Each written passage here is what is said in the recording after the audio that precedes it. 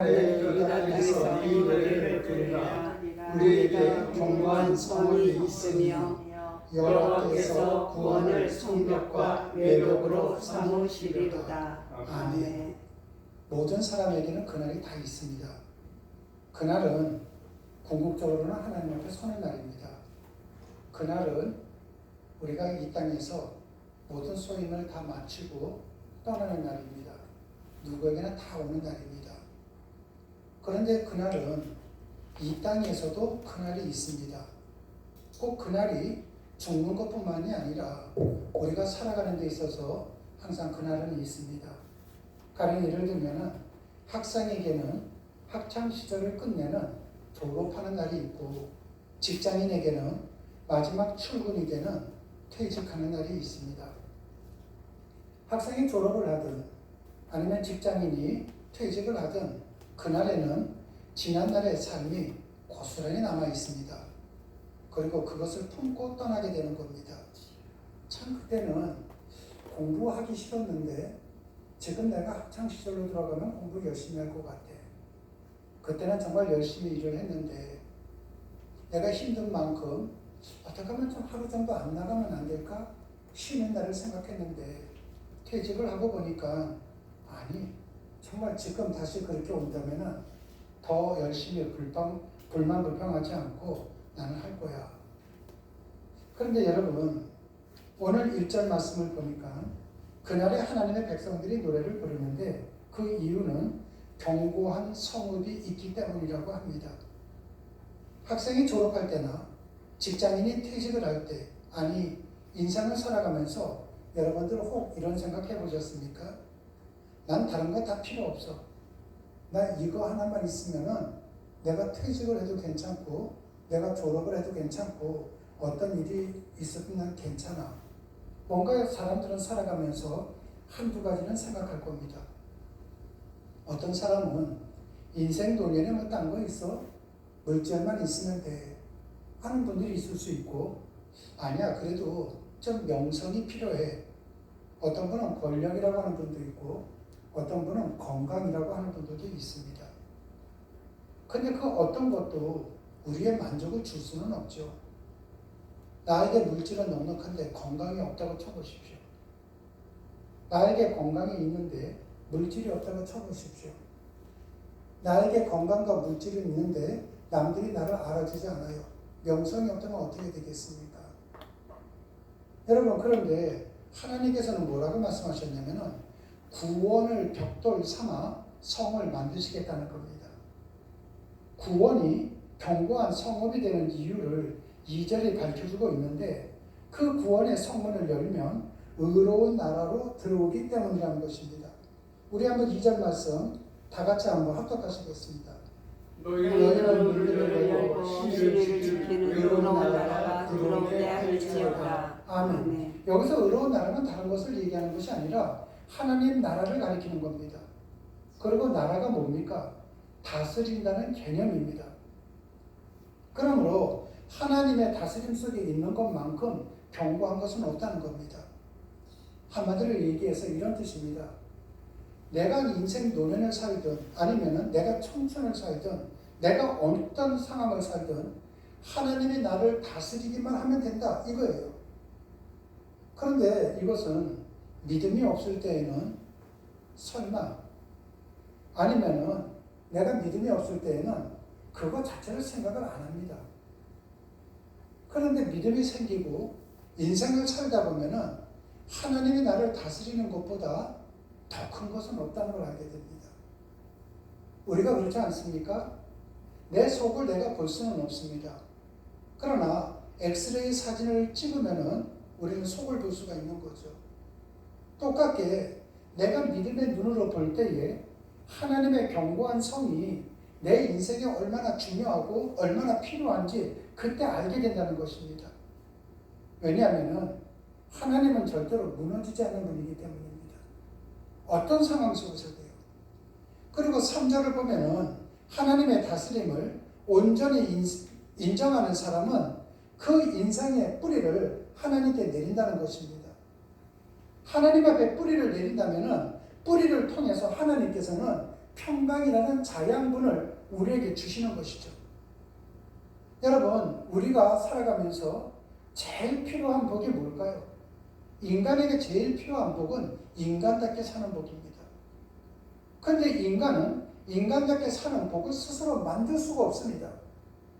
그러나 내가 내 신앙의 뿌리, 내 마음의 뿌리, 내 모든 것을 하나님 앞에 향할 때에 그 뿌리를 통해서 하나님께서는 우리에게 필요한 사람답게 살 수 있는 복, 평강을 우리에게 주신다는 것입니다. 그래서 하나님을 토로 삼아 인생을 가꾸는 인생이 평안을 누릴 수밖에 없는 것을 12절이 이렇게 밝혀주고 있습니다. 한번 우리 12절 말씀을 다 같이 한번 합독하도록 하시겠습니다. 여호와여 주께서 우리를 위하여 평강을 베푸시오리니 주께서 우리의 모든 일도 우리를 위하여 이루시니이다. 아멘. 우리가 평강을 누리는 것은 하나님의 행하심은 언제나 우리를 위한 것이기 때문입니다. 아멘. 제가 주일날 한번 이런 얘기를 드린 적이 있습니다. 우리나라 옛말에 자식 이기는 부모가 없다, 이런 얘기를 한번 제가 드린 적이 있습니다. 그리고 난 다음에 제가 질문과 함께 이런 답을 드렸습니다. 왜 부모는 자식을 이길 수가 없는가? 자식은 자기 자신을 위해서 싸우고 부모는 자식을 위해서 싸웁니다. 그렇기 때문에 이길 수가 없다는 것이죠. 내 자식들이 아무리 한다 할지라도 이 아이들은 자기들을 위해서 싸웁니다. 자기를 위해서. 근데 부모는 그 자식을 위해서 싸우잖아요. 그러면 이길 수가 있겠습니까? 하나님께서도 마찬가지입니다. 하나님께서도 언제나 인간에게 저 주시는 겁니다. 하나님은 언제나 인간의 편이 되어주는 것입니다. 이것을 아는 사람들은 이렇게 고백을 합니다. 그 고백이 무엇인가? 13절입니다. 다 같이 합독하시겠습니다. 여호와 우리의 하나님이시여 주 외에 다른 주들이 우리를 방해하였사오나 우리는 주만 의지하고 주의 이름을 부르리이다. 아멘. 여기서 다른 주라는 것이 뭡니까? 때때로는 내가 인생을 살면서 하나님보다 돈을 내 주로 삼았습니다. 나는 돈만 있으면 다 돼요. 나는 건강만 있으면 다 돼요. 나는 권력만 있으면 다 돼요. 그런데 뭐라고 얘기합니까? 우리는 주만 의지하겠습니다. 우리는 주님만을 의지하겠습니다. 다른 거는 필요가 없다는 것이죠. 그런데 내 생각이 젊을수록 이 생각 갖기가 쉽지가 않습니다. 신앙에서 젊다는 것은 다른 말로 표현한다면 어리다는 표현입니다. 신앙이 어린 사람들, 아직까지 믿음이 부족한 사람들은 하나님을 의지하는 것보다는 세상 것을 의지하면서 살아가는 것이 더 낫다고 생각을 하는 것이죠. 그런데 그러한 생각을 갖고선 세월은 흘러갑니다. 그리고 난 다음에 내 나이가 이제 청춘이라는 것과 거리가 멀어졌을 때에 그때 무슨 생각합니까? 대부분의 사람들이요. 인생 허무하다. 인생 무상이다. 인생 살아보니까 내가 왜 그렇게 아둥바둥 살았는지 모르겠다.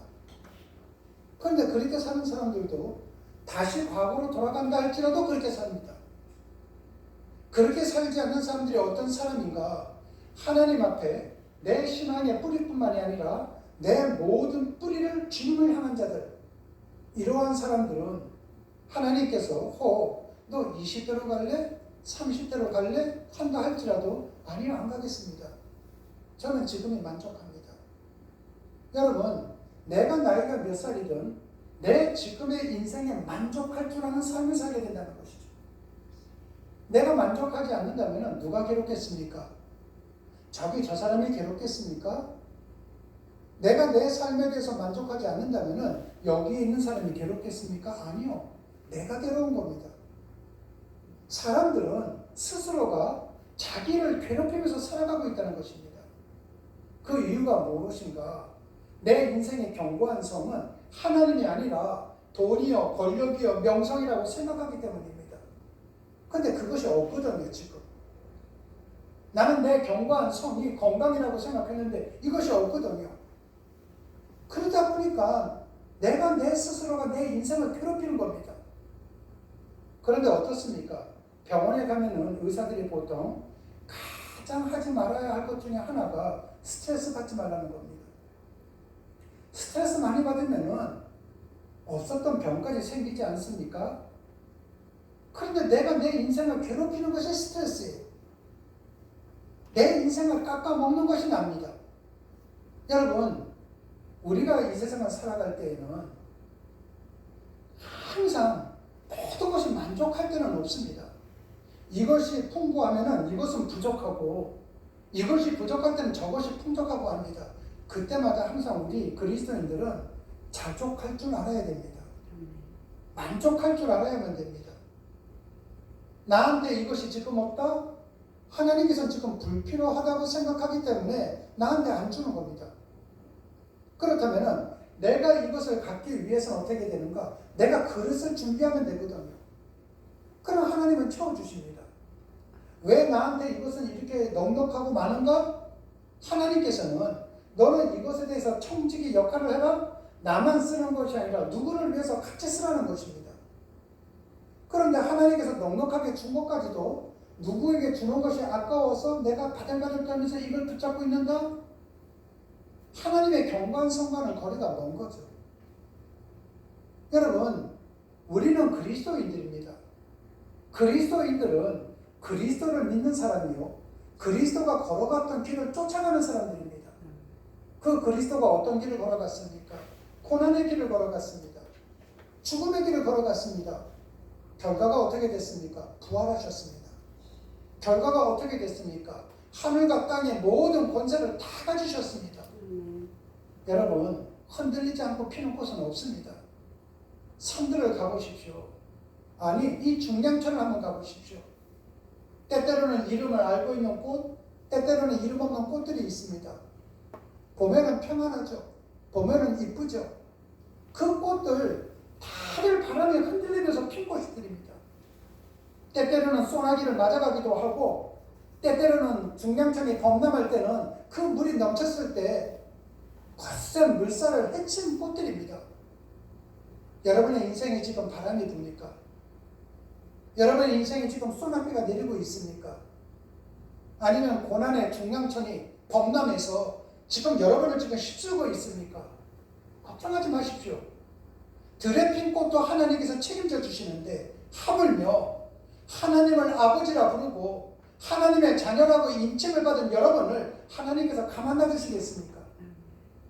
그 하나님은 저 중량천의 핀 꽃보다도 여러분을 더 소중하게 생각하십니다. 여러분을 더 책임져 주십니다. 그 하나님 앞에 뿌리를 내림으로 인해 그 주님이 주시는 평강을 누리면서 살아가시는 여러분들이 되시기를 주님의 이름으로 축원합니다. 기도하시겠습니다. 사랑의 주님, 우리의 생애 순간마다 왜 삶의 터가 불안정했는지 오늘 말씀을 통해서 알게 됐으니 정말로 감사를 드립니다. 우리는 우리의 삶의 터를 내가 가진 것으로 삼으려고 했습니다.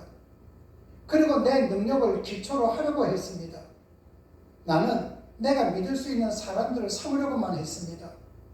하나님 아버지, 우리가 더욱 하나님의 자녀답게 살기 위해서 주님의 터 위에 우리의 인생을 건축하게 하시고 주님의 말씀으로 우리를 잘 점검할 수 있도록 인도하여 주시옵소서.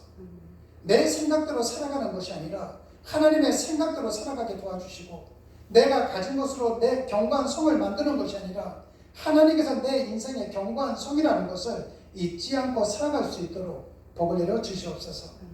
주님 고맙습니다. 예수님 이름으로 기도드렸습니다. 아멘.